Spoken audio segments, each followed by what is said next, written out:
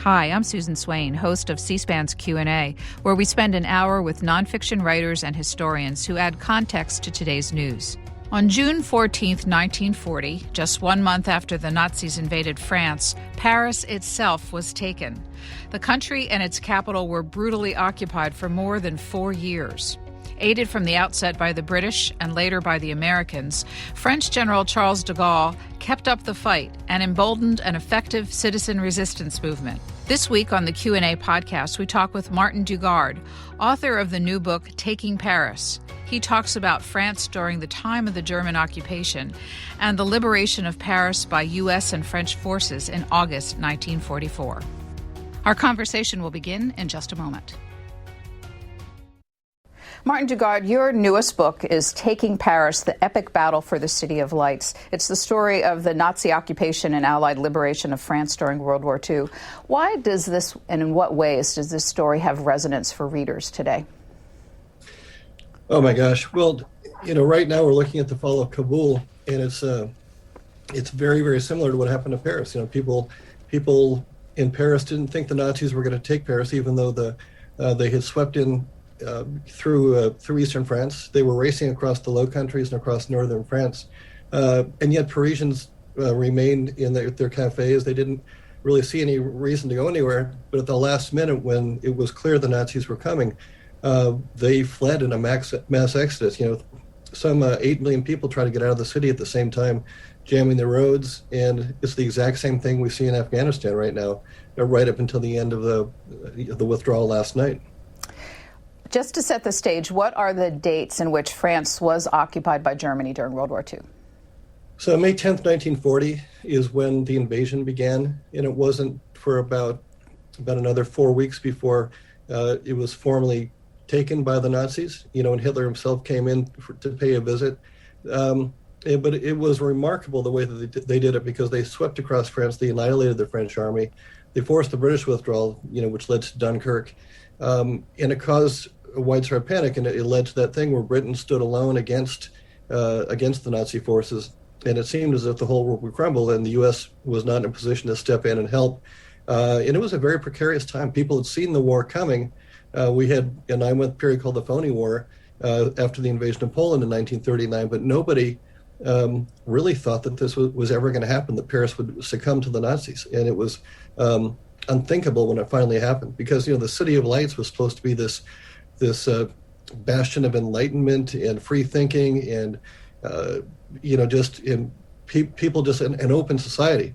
And when the Nazis had got into Poland, in Warsaw, there were mass executions.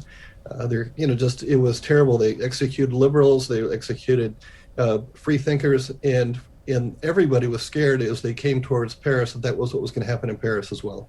And the date of the liberation was, so how many years are we talking about in total? Oh my gosh, 1944. So we're at 77 this year. Yeah, and the actual occupation was about 4.5 years altogether. 4 years and 3 months, give or take. When reading your book, I was remembering the big debate among historians about the great man theory of history, probably call it great person history of theory today. But and it's debated about whether that or forces have more impact on societies. But it's impossible not to wonder, again, what the world would be like today if there had been no Winston Churchill and no Charles de Gaulle. What are your thoughts on those two men and their pivotal roles?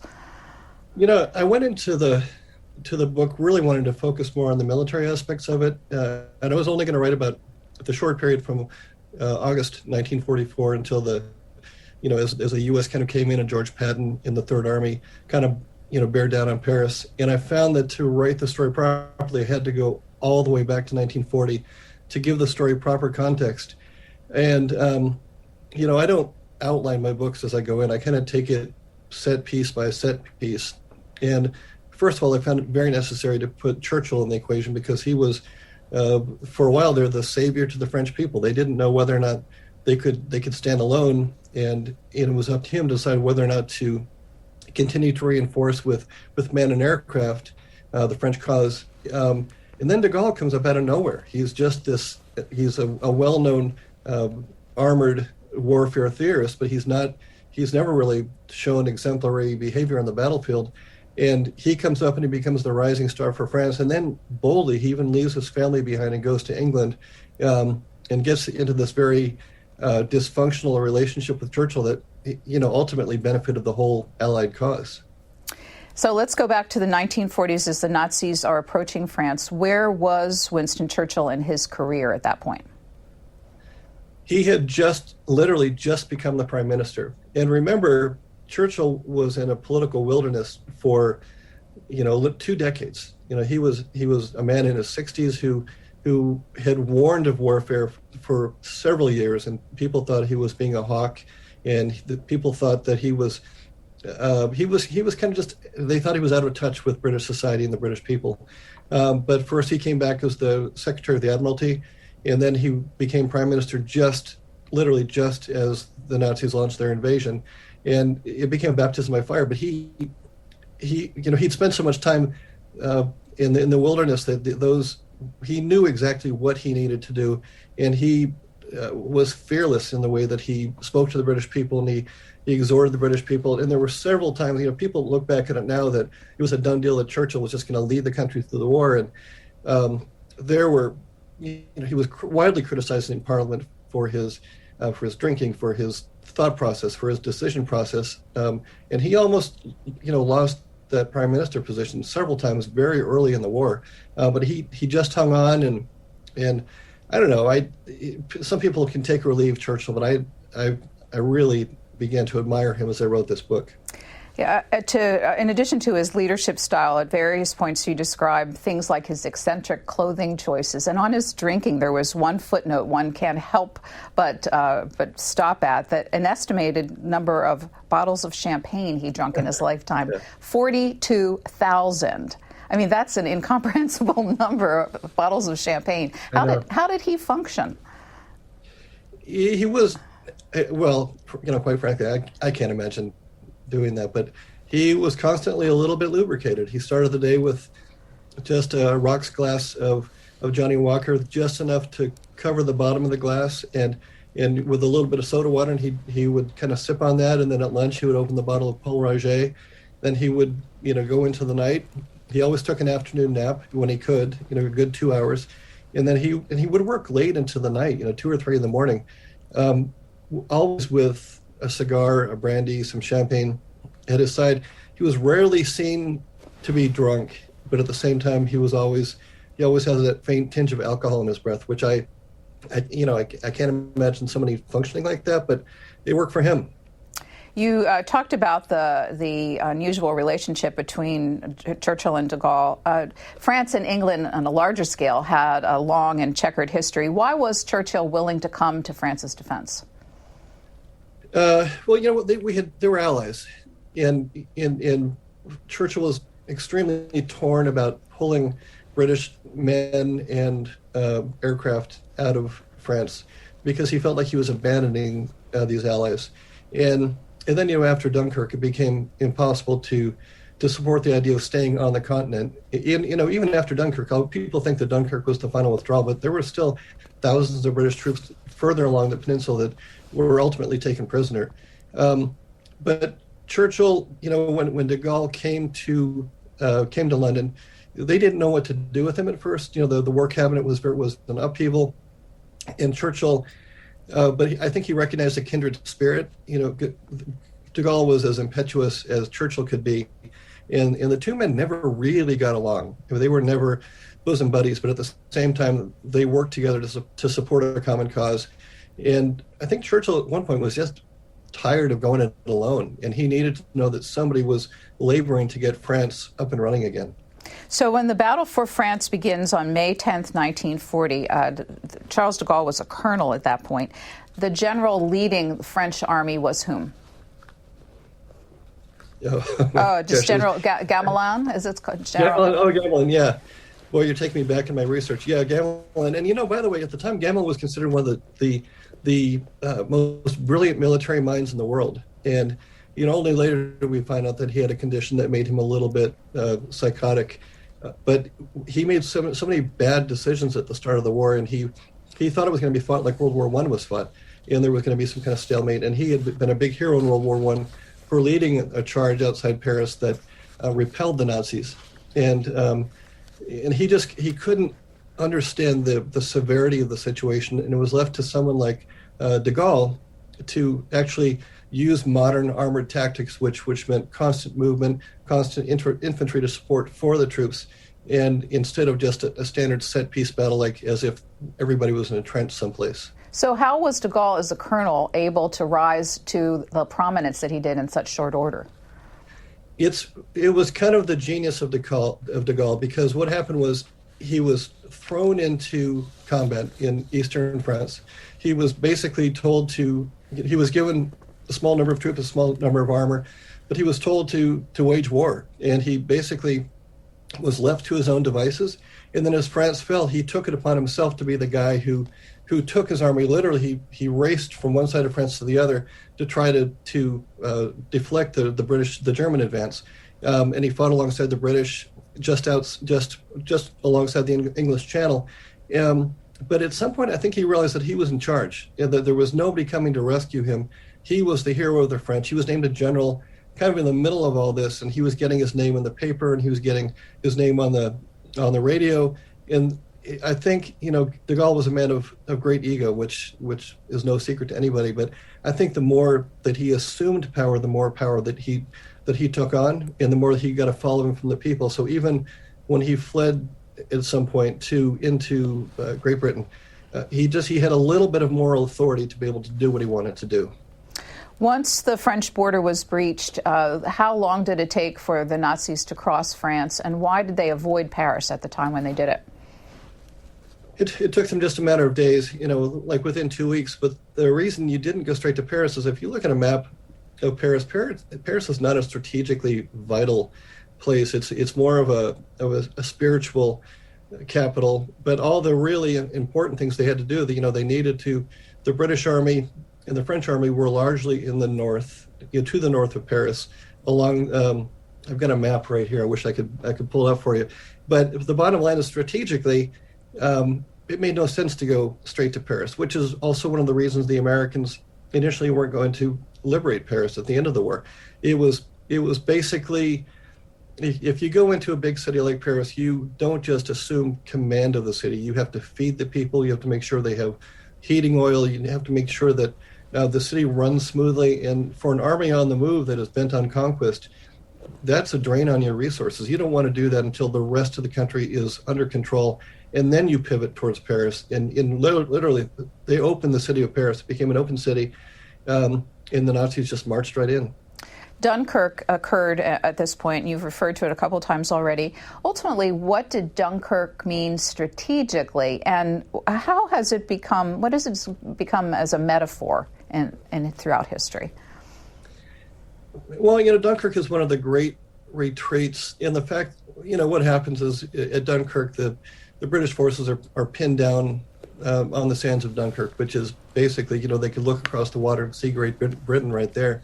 And, along with the British troops, there were 100,000 French troops. And the Nazis had them encircled, and they were slowly trying to strangle this group of people, but they took it for granted that they could never be rescued. The Nazis controlled the skies to the great extent. And then, for the British to pull off this daring act of getting all of these men out and, leaving behind tons of very vital, big guns, leaving behind tanks, leaving behind jeeps, but basically just getting the men out, some without even their rifles, but getting them home to fight again. That's what makes Dunkirk so special. And it you use the term metaphor. It can be seen as a metaphor for hope or renewal or kind of, this desperate struggle.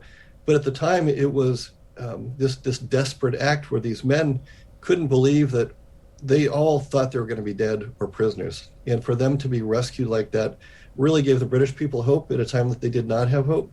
And it kind of cemented Churchill's legacy at a time when you think about it, if that had failed, and that this took place only 3 weeks after the Germans had marched into France. If that had failed, if Dunkirk had resulted in all those pleasure craft that came across to rescue the men getting destroyed and all these men getting slaughtered on the beaches. That would have meant the end of Churchill, obviously, as the prime minister, but also the end of Britain as a nation. There would have been no one left to defend it, and the Nazis could have literally launched the invasion that they later wished they had done at that time. At the successful conclusion of Dunkirk, June 4th, Winston Churchill made his famous address to the nation and to Parliament. We're going to listen to about a minute of it from June 4th, 1940. We shall fight in France. We shall fight on the seas and oceans. We shall fight with growing confidence and growing strength in the air. We shall defend our island, whatever the cost may be. We shall fight on the beaches. We shall fight on the landing grounds. We shall fight in the fields and in the streets. We shall fight in the hills. We shall never surrender. And if, which I do not for a moment believe, this island or a large part of it were subjugated and starving, then our empire beyond the seas, armed and guarded by the British fleet, would carry on the struggle until, in God's good time, the new world, with all its power and might, steps forth to the rescue and the liberation of the old. Martin Dugard, who was Churchill's intended audience for this? Oh, that was straight for Adolf Hitler. He wouldn't call him by name. He just called him that man. And there's a couple hidden messages there. Like I said, that when Paris was conquered and the Nazis just marched right in, the people of Paris cared so much about their city that they didn't want it destroyed. They didn't want all the museums destroyed and the priceless works of art, and they wanted everything to be just the same. But what Churchill's saying right there is, if the Nazis try to come in, London's not going to be like this. They're not going to just roll over for the Germans. And what you see throughout World War II is a public back and forth between Hitler and Churchill, kind of in their, they never address each other personally, but through their speeches, they antagonize one another. And this is Churchill kind of ramping things up, letting everybody know that he will defy the Nazis no matter what. And this is a time when he had every reason to fear Hitler. I love that speech. I mean, if you read it in its entirety, it's so powerful. When Churchill wrote his speeches, he wrote them in little stanzas, more like in the Psalms when you see 3 or 4 lines at a time, and he wrote them in ways that he knew where to emphasize, he knew where to build in applause, and it's just such a powerful FU to Hitler that it's an amazing speech to read. He also makes reference to the New World. So let's bring Franklin Roosevelt into the equation. Where was he regarding America's position in 1940? Well, you have to remember that was an election year. So Roosevelt was being very, very cagey. He was trying to keep the U.S. out. Churchill was constantly looking to America for help, and he knew he could only win the war with America. And Roosevelt, I have a lot of admiration for Roosevelt, but he wanted to get reelected first and foremost. And then the way he played politics with the war at a time when the U.S. could have played a more aggressive role is a reflection on the fact that we were also a very anti-war country. We had people like Charles Lindbergh, the famous aviator, talking about what a great man Hitler was and how beautiful the Nazi war machine was. And so as a nation, we were not in favor of the war. So Roosevelt, until he got reelected, really had to be very cautious about how he managed his relationship with Churchill. 10 days after Churchill's speech, June 14th, the Nazis advanced on Paris. So you referenced this, but did the French even attempt to defend their city at that point? No, not at all. The French army was done. I mean, it was there was no reason to defend the city. The night before they marched in triumphantly, the Germans took time outside the city gates to shower and shave and polish their uniforms and their rifles so they could look their best. Meanwhile, the people of Paris fled. I mean, if you see pictures of it, it was just this mass migration of people trying to get into the south of France, trying to get away from the war. The city of Paris were refugees, and people, before they left, they would murder their pets so that their pets wouldn't go hungry, and they would close up their houses, hoping it would be there for them someday when they came back. Children were told, you can take one doll, one toy. It was just one of those things where everybody just ran because all of a sudden this terror about what the Nazis were going to do. The Nazis came in acting like, Paris was their new prized possession. They treated Paris like it was this gem, and they weren't going to destroy it. They wanted Paris to remain this place where Hitler could send soldiers on leave, where and he wanted to remake Berlin to be better than Paris, but in the meantime he wanted to hold Paris in his hands. And he personally took a tour of, early one morning, he took a tour of Paris, and he already knew, he'd studied, he knew exactly what he was looking at when he was looking at works of art. And then, he left, he never came back again during the war. And the funny thing is, it's not the funny thing, but the people of Paris eventually had to come back. There was no place for them to go in the countryside, and there was no food, and people were profiteering from all these people that were fleeing, charging them, farmers charging for a simple glass of water. And so they finally all had to come back, and that's where the occupation really begins. It's not the day that the Nazis march into the city. It's when the people of Paris come back to their homes and find that they're going to have to endure life under Nazi Germany.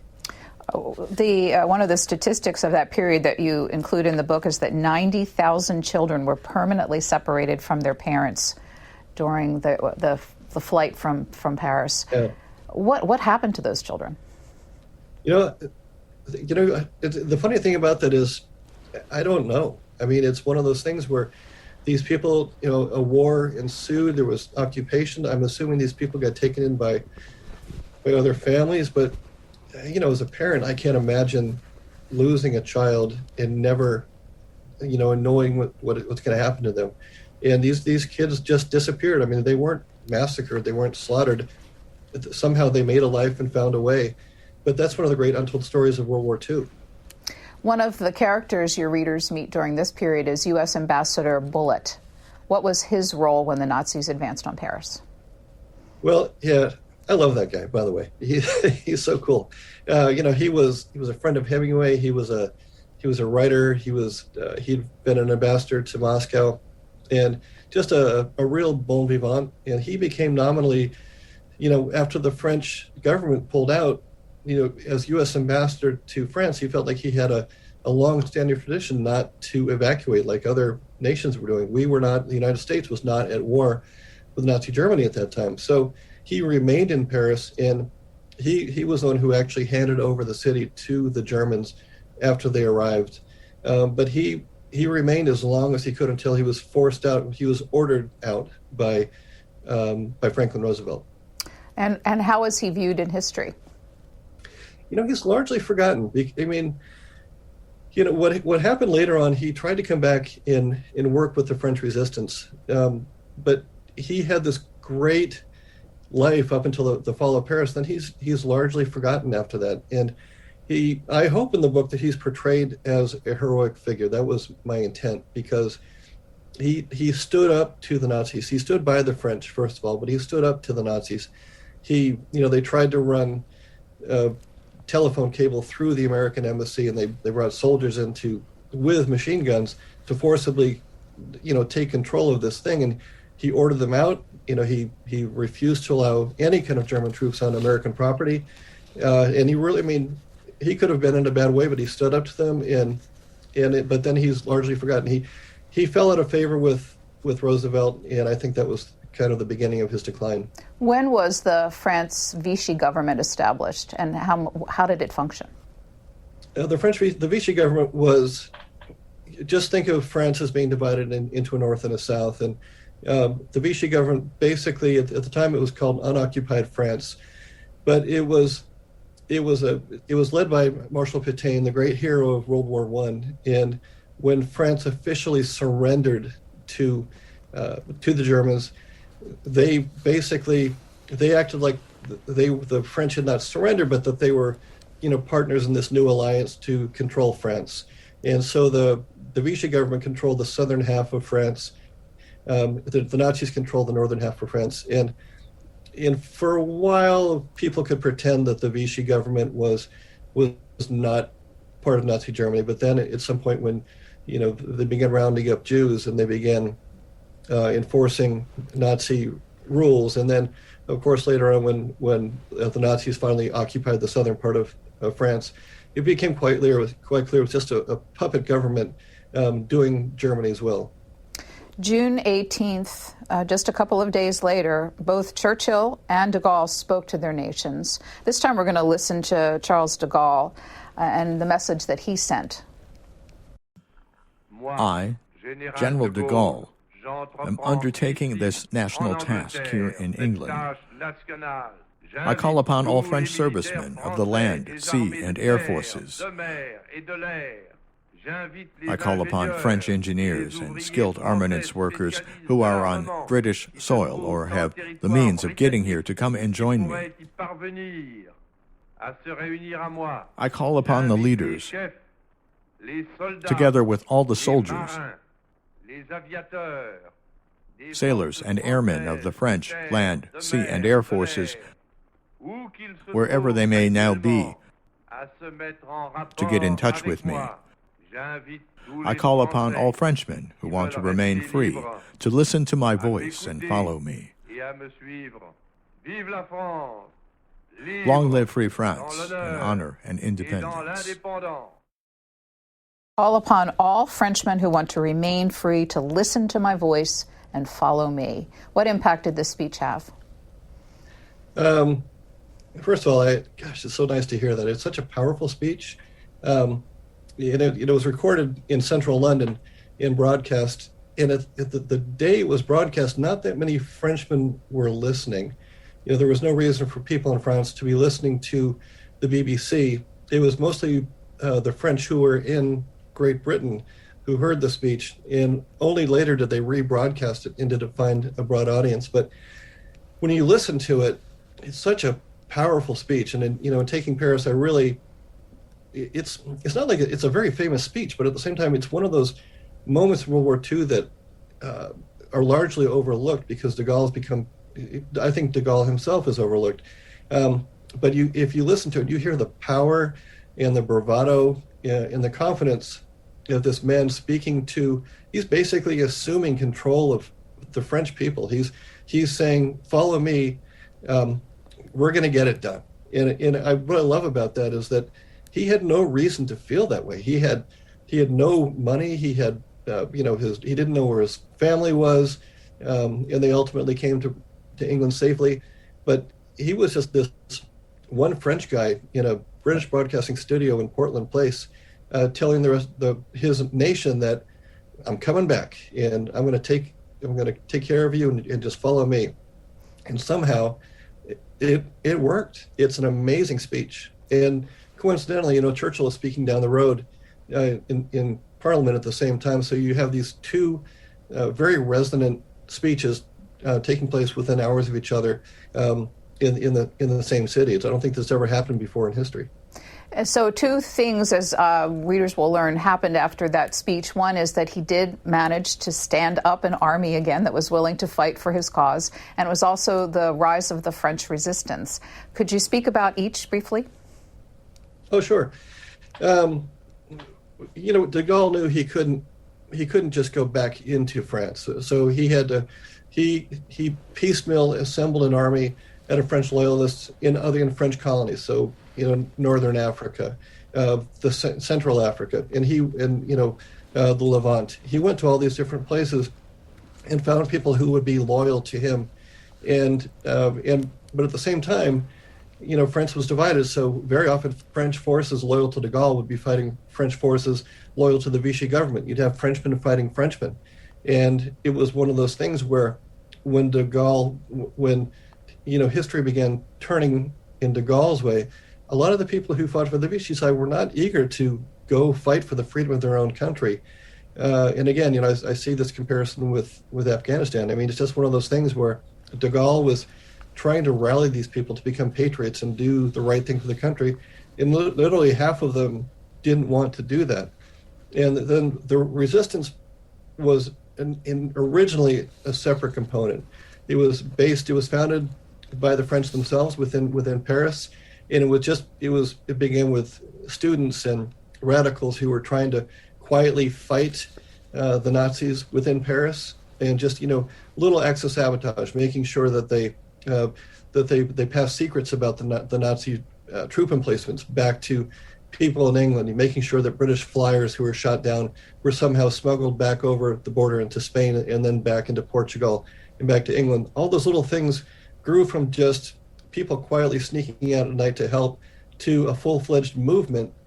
And it finally, after a while, then we get Jean Moulin, and then Dugard gets involved. He sends Moulin into the nation to organize all of the resistance into a single force that will work basically at his behest to liberate the nation. But they never actually got to that level. But the cool thing about the resistance that a lot of people don't understand is how ordinary these people were. The people in the resistance were not trained guerrilla fighters. They didn't have military. They didn't have military equipment. They didn't have military intelligence. They were just foolish, brave, courageous people who did what they could to subvert the Nazi cause. In doing so over a long period of time, it led to a groundswell that really gave them more of an authority than people will remember. How dangerous was it to be a member of the resistance? At first, not bad. I mean, relatively not bad. I mean, you could be arrested and you could be tortured, but torture early in the war was largely confined to just being beaten, never punched in the face because they didn't want you to appear in court with bruises. It was only later that the forms of torture became worse. And then the resistance would be held in some of the, Paris had two main prisons. You could be held in one of those prisons and, tortured to death, or you could literally be taken to a concentration camp, or in some cases, executed by a firing squad. And as time went on, the executions became more and more. And early in taking Paris, I talk about some of the predominant, like the first man to be executed by the Nazis.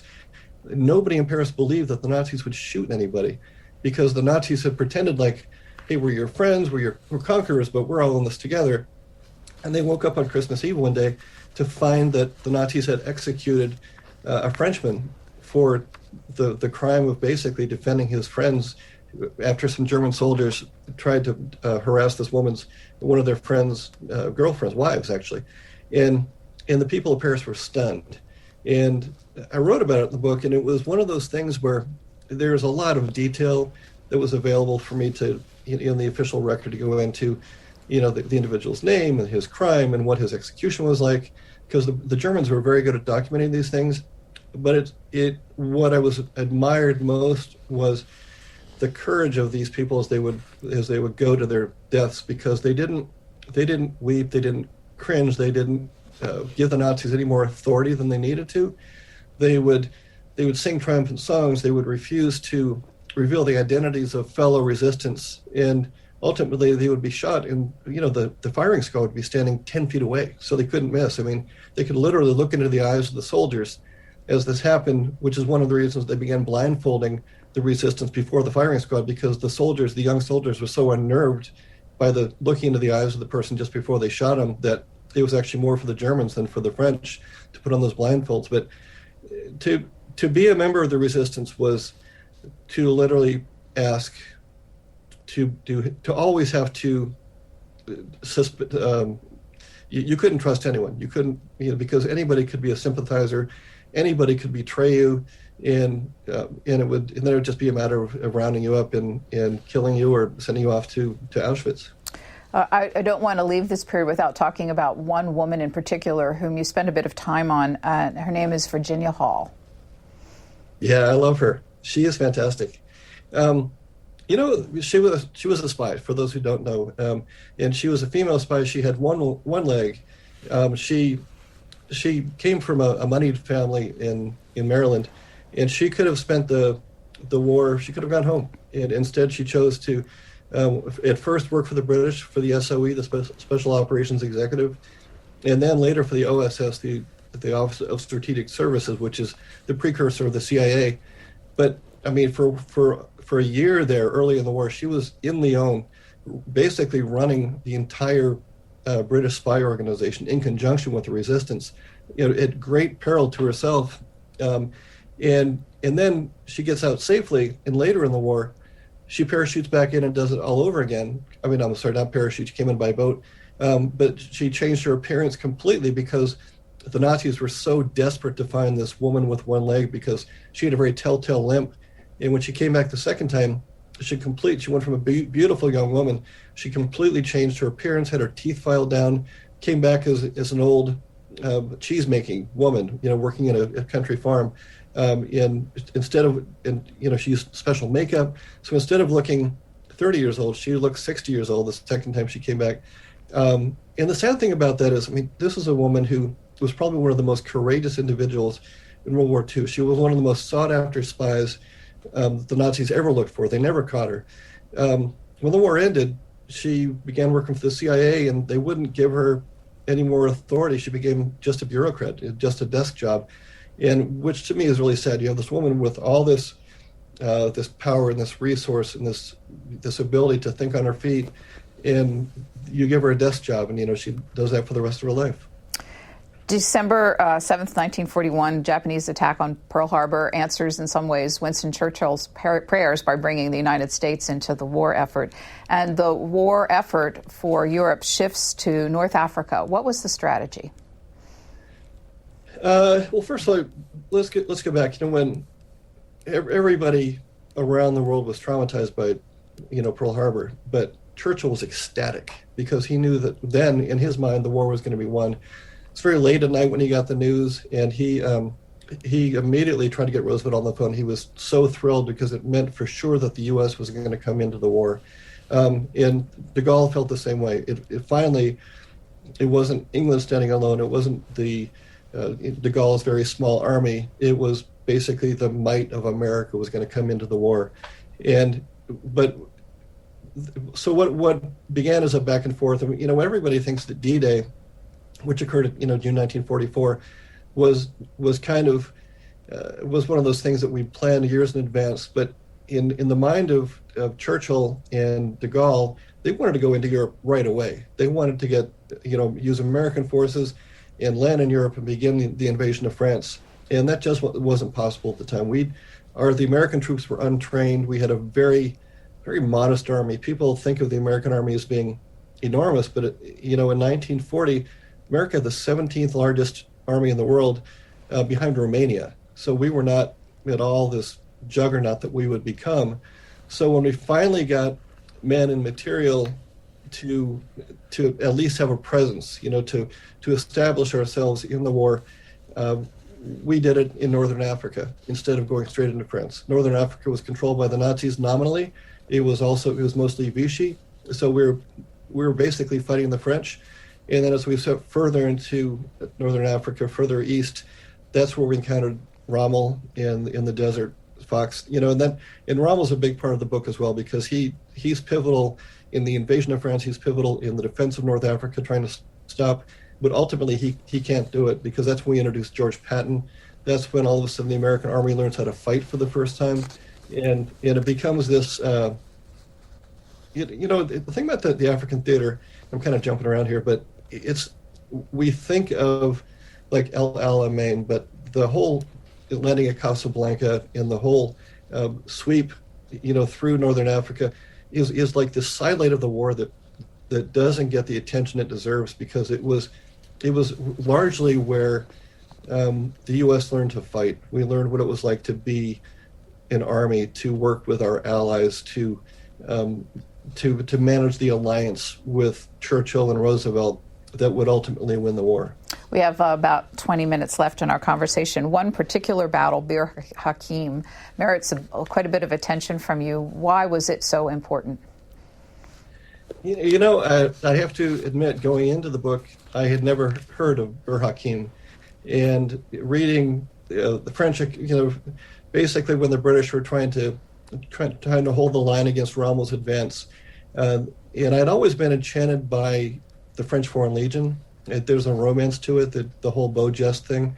But at the southern point of the German line was this little outpost called Bir Hakeim. It was, way out in the desert. It was kind of like to the French people, it was the Alamo to the French. It was the place where that last stand.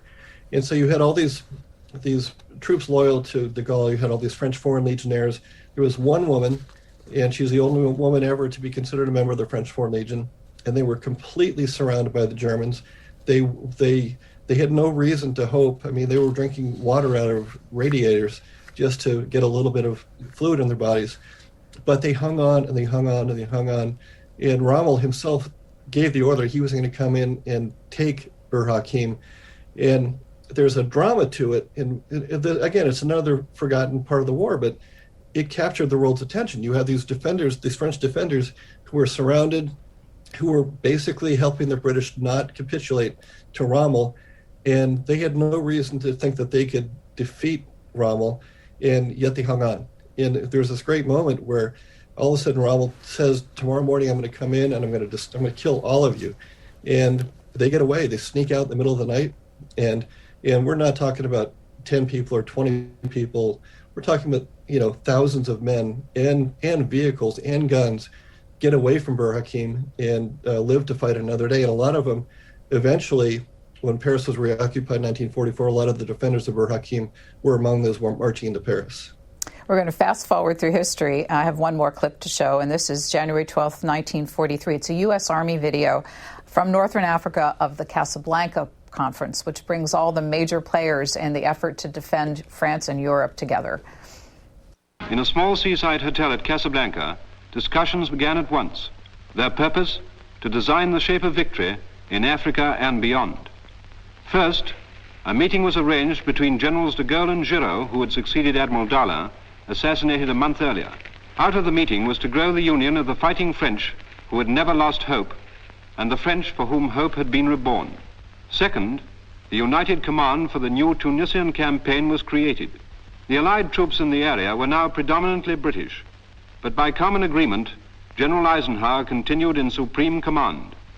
As his deputy commanders, 3 British officers, General Alexander on land, Admiral Cunningham on sea, Air Chief Marshal Tedder in the air. Under them, British, American and French officers and men serving side by side. The whole scheme a dovetailing of command, unique in military campaigns. Third, we fixed the terms which would end the fighting. Unconditional surrender. There we see Roosevelt and Churchill and General Eisenhower. And again, we can't tell all the history of this important period of the war, but what's important to know about what direction setting this caused? You've got to set the scene a little bit, too. So the Casablanca Conference was obviously held on the Atlantic coast, and it was in this big white hotel that just kind of juts above the landscape, and there was a back area with villas. And it was held in January, so it was bitter cold in Washington. It was bitter cold in London. So, Roosevelt flies there. The first time an American president has taken a plane flight of that, duration. And Churchill flies there. You have all these generals there, and everybody agreed that it was like kind of a day camp for these guys because they're in this warm, balmy place. There was a lot of drinking at night. There was a lot of late night discussions about policy. But at the same time, it was a very, very fruitful conference, and it's kind of overlooked by history. It's another one of those little blips that was fun to research. For instance, Admiral King, of the United States, was completely in favor of shifting the focus of the war to the Pacific, having a Pacific first strategy and ignoring Europe for the time being. And it was decided not to do that. It was the first time that we decided we're going to focus on Europe first, and we'll fight the war in the Pacific, but that's not our priority yet. We're going to defeat Hitler first. And it also became this was the first time that the British and the Americans really tentatively began working as a team. And General Patton was there behind the scenes, and he was the logistical coordinator of the whole thing. So it gave him a chance to get to know people like Harry Hopkins, Roosevelt's right-hand man, in a very casual manner, getting to know how foreign policy was made. And it's really great because even though It was very early in the war. This was the meeting where everybody kind of came together and said, here's not just how we're going to win, but here's what the world is going to look like after the war. When, from that point forward, when did the plan for D-Day come together? That was such an act of, diplomacy, and it's, to me, it's kind of a sad moment because, Churchill, first the U.S. wants to go in immediately, and Churchill's saying, well, if we're going to go in now, Britain's going to be bearing the brunt of all of it, and you're going to put very few American troops in there. And then the Americans came in and said, we're going to land on these two peninsulas, on the French coast, and tactically it was stupid. And so what begins happening, first of all, this is 1942. All of a sudden there's talk of a 1943 invasion, and I think the code name was going to be Sledgehammer. And then that kind of got pulled back, and they were even, for a while there, Churchill began lobbying even for 1945. He wanted to go in through Italy first. So, but what happens is, as the U.S. troops learn how to fight, as U.S. troops land in England en masse to train and bring all their equipment with them, and we start giving the British tanks. All of a sudden, Churchill is no longer the motivating force in this relationship. He is no longer the most powerful force. Quietly and confidently, Roosevelt takes charge of, he doesn't strong arm Churchill, but he makes it known that Churchill is not the dominant partner anymore. And he's not even the top two, because all of a sudden Stalin plays a role in the East. And it all pivots right there. And the only reason we went in 1944 was because Stalin was basically saying you need to open up a second front in Europe. And that's why we kind of bent to Stalin's will to make that happen. So D-Day, June 6, 1944, you do describe Rommel's defense of the coastline and how difficult he tried to make it. What was his big strategic mistake? Well, it wasn't his mistake. It was Hitler's mistake. He would not give him the armor he needed. Rommel's a tank guy. He was an armor guy. Before that, he'd been an elite infantry fighter. So he believed in the power of quick movement, spontaneous movement, but he was not given the tanks he needed to defend the coastline. If there had been panzer divisions along the coastline able to pivot and attack the Americans on the beaches or attack the American forces, it would have been a much different outcome. It would have been a much more costly, and remember, D-Day is grisly, but it would have been much more like the fighting was in the East with the Soviets, where you just have these mass engagements of men and tanks and people just fighting to the death, but parrying and thrusting and opening a salient and exploiting the flanks. He didn't have that mobility and he up until the very point where he was pulled out of the war, he was struggling to maintain that Atlantic wall, but he just couldn't do it. He didn't have the resources. Once the invasion was successful, you described the great tactical debate about whether or not, in fact, to take Paris. You referenced this earlier. And Eisenhower and de Gaulle were on opposite sides. You said it was a political and philosophical debate versus a tactical one. Why did the decision to take Paris ultimately prevail? It's if there is a poignant moment allowed in a war like this, it's de Gaulle's insistence on taking Paris, because he knows it as the spiritual capital. But as we said earlier, there is no reason to take Paris, and especially at this point in the war. Forget when the Germans came in 1940. At that time, Paris was a relatively prosperous city. By 1944, the people were eating, leaves off of trees. They had people were starving, and if the U.S. went in there, we would have had a moral obligation to feed them, to leave troops behind, to strengthen the city. It just made no tactical sense. So we could just bypass Paris completely and chase the German army before they got back into Germany. And so the story is told in Taking Paris about what happens. But basically, de Gaulle is so insistent that he goes to Eisenhower and he says, you need to take Paris. And And simultaneously, a resistant comes out of Paris and finds General Patton and says the same thing. Things are going to get very bad very soon unless you take Paris. The Germans were talking about blowing all the bridges. They were talking about the systematic destruction of every French utility in Paris, including in anything with gasoline was going to be destroyed. And at some point, and it's weird because Eisenhower was very diplomatic, but he was also very tactical. Patton was nothing if not tactical. Both of them, soften. All of a sudden, there's something about Paris. There's something magical. There's something, both Patton was a French speaker. He was very familiar with Paris. Eisenhower had once lived in Paris early in his military career. There was something about Paris that was different than any other city, where the entire United States Army says, "Okay, we're gonna swing towards Paris. We're going to open up that city." And as you note, that for all of his successes in World War II, George Patton was immortalized for his division coming into Paris and liberating the city. Those scenes are classic throughout history. Sorry, go ahead. No, your thoughts on it? Here's the thing: when you write a book like this, you start at the beginning and you go with the emotions of the people. So as I researched it, I felt the sadness of the city falling in 1940, and I felt the despair as the Jews were taken away from Paris, and sent east on trains, and in the systematic destruction of the city and its debasement by the Nazi army, and you feel that these people are hanging on, they're clinging to hope, and Roosevelt is not giving them hope. Roosevelt has no intention of helping them. They're the last thing in his mind. So when all of a sudden the French get a little bit of hope, they hear about D-Day, they start to rise up just a little bit, even though the Germans are still in charge in Paris. And you have this moment where the French come into Paris, then the Americans come into Paris, and we roll down the Champs-Élysées. I mean, just the euphoria. I mean, I felt it. I mean, even as I wrote it, I was like, you don't get a smile on your face very often when you're writing a history book, but I just felt so happy for the people of Paris. It's amazing.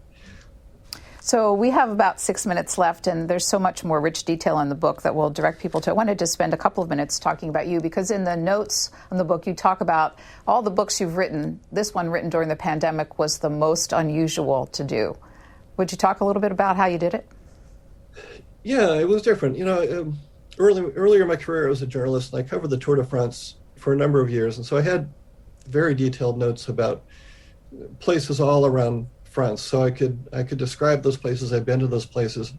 But for the most part, writing this book, because I couldn't actually go to France. It was closed. And I was supposed to fly to Paris like literally a week after the pandemic was announced and everything shut down. So everything was, you can access a lot of stuff through archives. You can dig into newspaper archives. You can dig into national archives. So that kind of rich detail was easy to find. But I find that when I write a book, a large part of the experience is going to the place and smelling the air and getting the lay of the land and being able to describe that. So to accomplish that with this book, it involved a lot of Google Maps and satellite views, and then you get the Earth view from Google, so you can see what you're writing about. You can describe it, but you don't get that actual you are there feeling. The hard part was, as you point out, as a writer, I write history. I want it to be fast. I want it to be a page-turning story, but at the same time, it should never be light on facts. So I want as much detail as I can cram onto the page, so that every reader feels like they're there. The story should move fast, but at the same time, it should be. You should never lose context. You should feel immersed into it. So the hard part was, getting those peripheral details, doing the legwork as far as reading the biographies or the autobiographies of various people, and seeing their point of view. It really slowed the pace of the work. Usually I write about 1,000 to 1,500 words a day, and with this book it was 200 a day. I mean, think about it. 200 words is was like 3 paragraphs. I mean, but it was just that constant going down the rabbit hole to find the facts that would make this book really rise up off the page and make the people feel like they're there with the people of Paris. If you count the books you co-authored with Bill O'Reilly, how many books is this for you? I'm about 25, I think. But I kind of run the gamut. I've done the O'Reilly stuff, and I've done a few kind of essay-type books. I've done a couple sports books, and then I've done about another half dozen history books. So it's a bunch. With all the books that have been written about World War II over the years, how do you hope that your book will add to the story? Well, there are a number of books about Paris, about the liberation of Paris, and by some very, very good scholars. And I'm not going to pretend that my scholarship is going to take anything away from what they've done. But again, I feel like if you don't write history, if I don't write history in a way that people want to keep reading the book, the story is never told. So I try to write this in a way that people, again, would be immersed into it. And what I bring to it is I'm telling this very epic tale, this 1940 to 1944. It's not a sideshow to the war. It's very pivotal to the war, but for some reason, this has never been told like this. And I say that knowing that the history of the occupation of Paris, no one's told the whole story of, from the fall of Paris all the way to the liberation, and all the characters. We've got Patton, we've got Churchill, we've got Roosevelt, we've got the Resistance, we've got the French Foreign Legion, all of these people, Dugard, everybody working in sync to effect the liberation of Paris. And it's a very rich story. It's got very cinematic landscapes built into it. So to write it and to bring it to life, to bring it out in a way that's not just academic history. I'm not a fan of boring academic history. I want history to be fun. I love history. I want people to feel the same passionate way about history that I do. And I feel like with this book, we've taken an old story and told it brand new and in a much bigger, much more exciting fashion. The book is Taking Paris, The Epic Battle for the City of Lights. Martin Dugard, thank you very much for spending an hour with C-SPAN. Enjoyed the conversation. It was fantastic. Thank you very much. Thanks for listening to C-SPAN's Q&A, and subscribe to us wherever you get your podcasts so you'll never miss an episode.